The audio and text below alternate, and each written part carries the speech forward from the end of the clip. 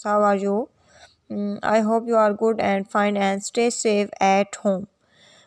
First of all, now start the lecture, grade 9, subject SS Park Study.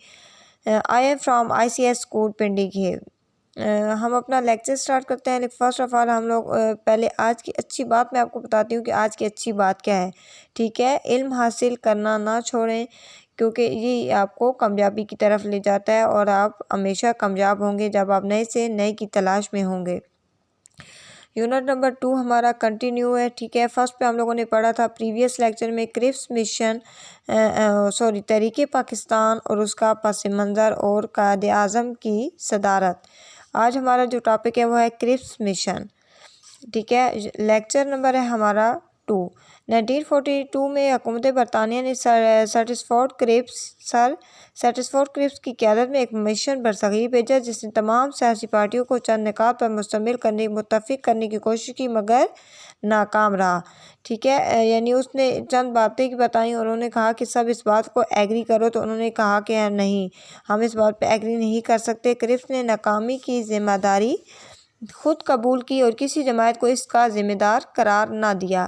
مسلمان تقسیم ہندوستان کا مطالبہ قرارداد پاکستان کے ذریعے کر چکے تھے، یعنی قرارداد لاہور جو پہلے قرارداد لاہور تھا، لیکن لوگوں نے اس کے خلاف اظہار رائے کرنا شروع کر دیا تھا جس سے انہوں نے اس کا مذاق اڑایا اور قرارداد پاکستان کا نام دیا.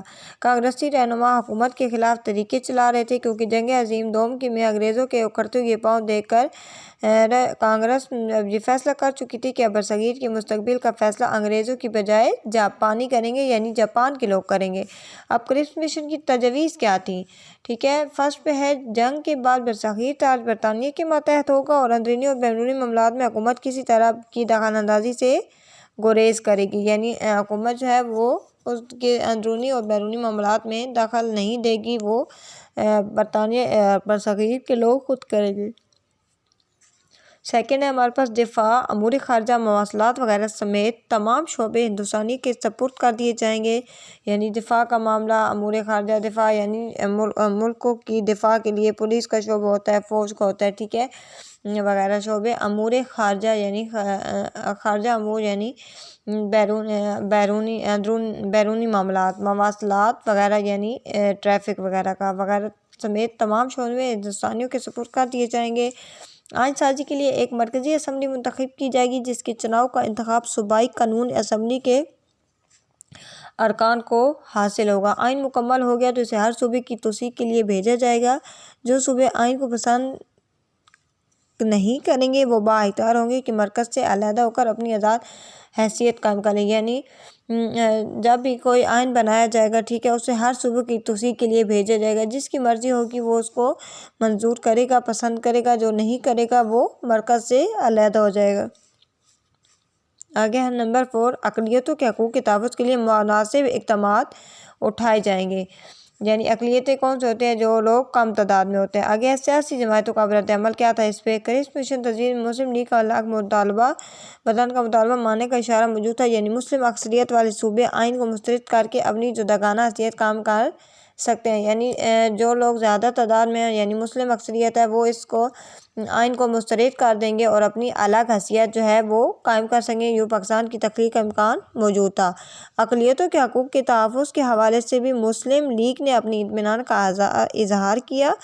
کافی غور و فکر کے بعد قائد اعظم اور آل انڈیا مسلم لیگ نے اس بنیاد پر کرپس تجاویز کو ماننے سے انکار کر دیا کہ پاکستان کے مطالبے کو صاف الفاظ میں اور فوری طور پر تجویز میں تسلیم نہیں کیا گیا تھا. یعنی جب تجاویز دی گئی تھی ان میں یہ بات الگ سے نہیں کی گئی تھی کہ پاکستان بنایا جائے گا. ٹھیک ہے، گاندھی اور ان کی سیاسی جماعت انڈین نیشنل کانگریس نے بھی تجویز کو مسترد کر دیا اور انہوں نے صوبوں کو آئین کے مسترد کرنے والے اختیارات کو سخت ناپسند کیا.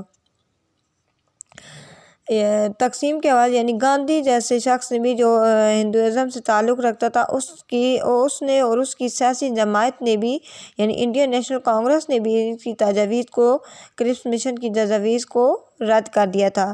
تقسیم کے حوالے سے کسی قسم کی بھی واضح یا مبہم تجویز کو کانگریس ماننے پر آمادہ نہیں تھا. آگے ہمارے جناح گاندھی مذاکرات یعنی قائد اعظم اور گاندھی کے مذاکرات 1944.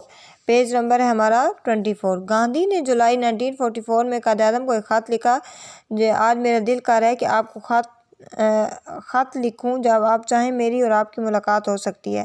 یعنی گاندھی نے قائد اعظم کو خط لکھ کر انہیں کہا تھا کہ آپ کی اور میری ملاقات ہو سکتی ہے، مجھے اسلام اور مسلمانوں کا دشمن نہیں سمجھے، میں ساری دنیا کا دوست اور خادم ہوں، ٹھیک ہے۔ تو قائد اعظم نے جواب میں اگست کے وسط میں ممبئی میں ملاقات کی تجویز پیش کی، تاہم ستمبر سے ہونا شروع، عمل جو ہے وہ ستمبر سے ہونا شروع ہوا تھا ملاقات کا۔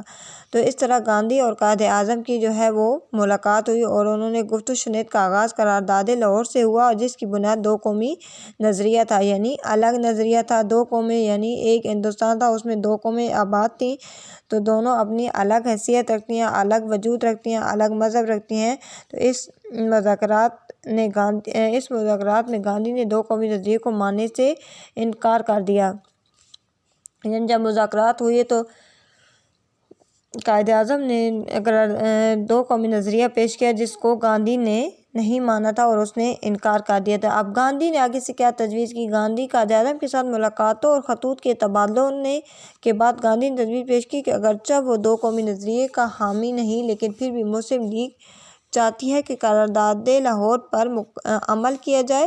یعنی قرارداد لاہور پر مسلمان چاہتے تھے کہ وہ عمل کرے، تو اس سلسلے کو مؤخر کر دیا گیا، یعنی اور پہلے انگریزوں سے مشترکہ طور پر آزادی حاصل کی۔ یعنی اس معاملے کو پہلے ایک سائڈ کر دیا گیا تھا کہ پہلے ہمیں کیا کرنا ہے، سب سے پہلے انگریزوں سے آزادی حاصل کرنی ہے، اس کے بعد کانگریس اور مسلم لیگ مل کر مسئلہ پاکستان کو طے کریں گے۔ آگے قائد اعظم کا جواب۔ قائد اعظم نے گاندھی کے اس انداز کو ایک دھوکہ اور مکاری قرار دیا اور اس بات پر زور دیا کہ وہ چاہتے ہیں کہ ہندوستان کی آزادی سے قبل پاکستان کا مسئلہ انگریزوں کو حل کرنا چاہیے۔ یعنی انگریزوں کو سب سے پہلے کیا کرنا چاہیے؟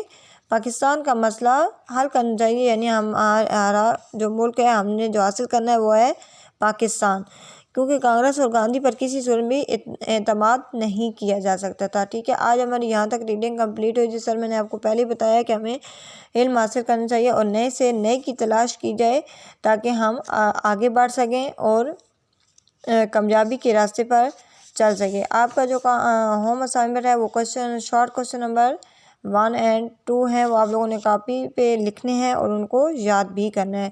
انشاءاللہ نیکسٹ لیکچر میں ہم اپنے آگے CR فارمولہ جو ہے اس کو کنٹینیو کریں گے اور اپنا جو یونٹ ہے اس کو آگے بڑھائیں گے۔